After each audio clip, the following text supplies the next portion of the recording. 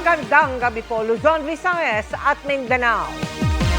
Tumaob at lumubog ang isang bangka sa Mapanuepe Lake sa San Marcelino, Zambales. 6 ang namatay sa 13 sakay ng bangka, 3 naman ang pinaghahanap pa. Pero pahirap sa search and rescue operation ang masungit na panahon at lagay ng lawa kaya muli itong natigil sa ikalawang pagkakataon.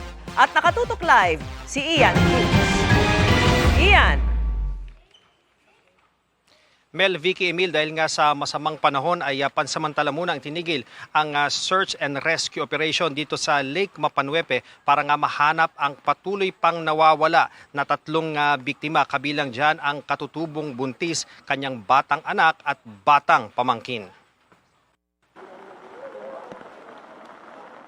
Dinarayong paraiso lalo kung tag-araw, pero lugar ng trahedya dahil sa habagat kahapon.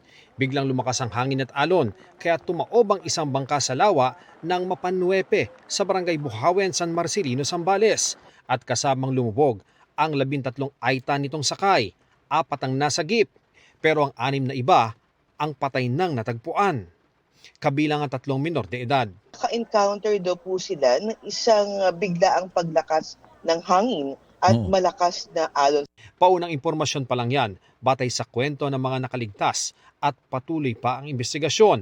Ayon sa mga otoridad, pauwi na sana ang mga biktima noon matapos kumuha ng gamot sa health center at bumili ng supplies nila. Compared with yung sa karagatan na talagang makikita natin yung patuloy na lakas ng alon, ay iba po rin sa lawa. Kwento naman sa akin ng operator ng motor bangka at isa sa 4 na survivor. Nasa gitna na sila ng biyahe nang biglang lumakas ang hangin at sunod-sunod ang alon. Noon na namatay ang makina ng bangka at nagtalunan ang mga pasahero kasama na ang 5 bata. Pinahawak niya sa nakalutang na bangka ang mga sakay pero tuluyan itong lumubog. Ang bangka naman sir, na fiber, habang hinahawakan namin, pailalim, hindi naman siya aapaw. Papunta sa ilalim. Sabi ko, wala na to. Pailalim ang bangka? Opo, sir. So yung iba nahigop? Nahigop na siguro, sir. Hindi ko na nakita eh. Agad nagkasa ng search, rescue at retrieval operations kahapon.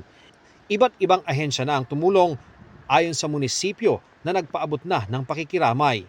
Pero dahil sa masamang panahon, pansamantalang itinigil ang paghahanap kagabi. Tayo po ay magsasagawa ng underwater diving operations. Medyo may pagkalalim po ito, so mapapansin naman po natin kasi itong pinangyarihan ay banda sa may sunken church. So halos yung taas na lang din po nung simbahan ang nakikita po. So talagang malalim rin po. Itinuloy naman ang paghahanap ngayong araw sa isang buntis na katutubo, kanyang anak at isa pang bata. Pero bandang hapon ay tigil muli ang search and rescue operation ng Philippine Coast Guard, Philippine National Police at iba pang ahensya at rescue teams dahil pa rin yan sa masamang panahon at kondisyon ng tubig sa lawa. Medyo tinerminate muna natin yung operation kasi yun na nga, medyo masama ang panahon and as our divers have reported a while ago, zero visibility. With high hopes, makakapag-isang sortie pa kami. Ngayon? Yes sir, yes sir. Depende sa panahon ngayon sir. Nakatenga yung mga bangka dito sa gilid ng lawa dahil ayaw muna silang pabiyahihin ng mga otoridad matapos ngang mangyari yung trahedya kahapon kung saan isang bangka na halos kasinlaki din ito yung lumubog kung saan nga 6 po ang nasawi, 3 pa rin yung hinahanap at 4 yung nakasurvive. At ayon nga sa mga otoridad, isa sa mga tinitingnan nilang anggulo, baka nagkaroon ng overloading kung kaya lumubog ang nasabing bangka.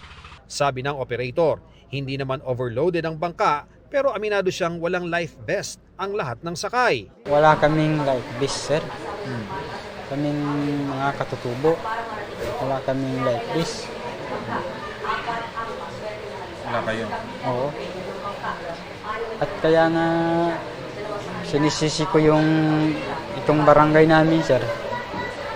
Wala man lang maibigay sa amin na radyo man lang. Nakahold na ngayon ang operator ng bangka. Napakaliit lang talaga sa ng bangka. Hindi talaga advisable na magsakay ng ganun karaming... Pang ilan dapat yun COP? As per sa namin sir, is 5 to 6 maximum na talaga sir. Yung bangka sir na napakaliit lang talaga sir. Pero nagsakay siya sir, 13 passengers kasama siya. Vicky, ayon nga sa Coast Guard Zambales at sa San Marcelino Police, bukas kapag maganda na ang panahon ay talagang sisimulan muli nila yung search and rescue operation para nga mahanap yung nawawalang mga katutubo. Yan muna ang latest mula rito sa San Marcelino, Zambales. Balik sa iyo, Vicky. Maraming salamat sa iyo, Ian Cruz.